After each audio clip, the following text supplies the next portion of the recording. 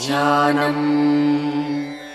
ईशानां जगतोऽस्य वेङ्कटपतेः विष्णोः परां प्रेयसीं तद्वक्षस्थलनित्यवासरसिकां तच्छान्तिसंवर्धिनीं पद्मालङ्कृतपाणिपल्लवयुगां पद्मासनस्थां श्रियं वात्सल्यादिगुणोज्ज्वलां भगवतीं वन्दे जगन्मातरम्। नमः श्रियै लोकधात्र्यै ब्रह्ममात्रे नमो नमः।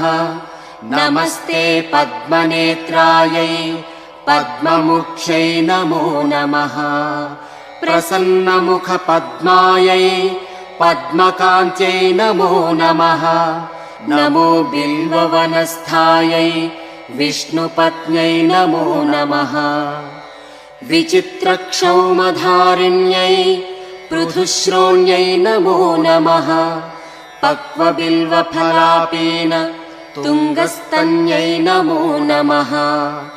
सुरक्तपद्मपत्राभ करपादतले शुभे सरत्नाङ्गदकेयूर काञ्चीनूपुरशोभिते यक्षकर्दमसंलिप्त सर्वाङ्गे कटकोज्ज्वले माङ्गल्याभरणैश्चित्रैः मुक्ताहारैर्विभूषिते ताटङ्कैरवतंसैश्च शोभमानमुखाम्बुजे पद्महस्ते नमस्तुभ्यं प्रसीद हरिवल्लभे।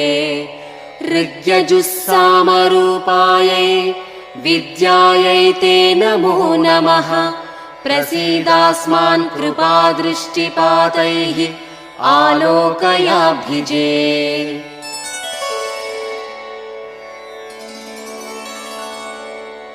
ॐ श्रियै नमः।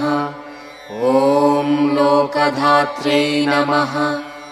ॐ ब्रह्ममात्रे नमः। ॐ पद्मनेत्रायै नमः। ॐ पद्ममुख्यै नमः। ॐ प्रसन्नमुखपद्मायै नमः। ॐ पद्मकान्त्यै नमः। ॐ बिल्ववनस्थायै नमः। ॐ विष्णुपत्न्यै नमः। ॐ विचित्रक्षौमधारिण्यै नमः। ॐ पृथुश्रोण्यै नमः।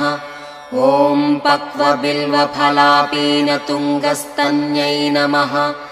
ॐ सुरक्तपद्मपत्राभकरपादतलायै नमः। ॐ शुभायै नमः। ॐ सरत्नाङ्गदकेयूरकाञ्चीनूपुरशोभितायै नमः।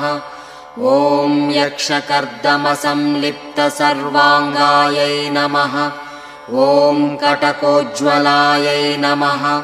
ॐ माङ्गल्याभरणैश्चित्रैर्मुक्ताहारैर्विभूषितायै नमः। ॐ ताटङ्कैरवतंसैश्च शोभमानमुखाम्बुजायै नमः। ॐ पद्महस्तायै नमः। ॐ हरिवल्लभायै नमः। ॐ ऋग्यजुस्सामरूपायै नमः। ॐ विद्यायै नमः। ॐ अब्धिजायै नमः।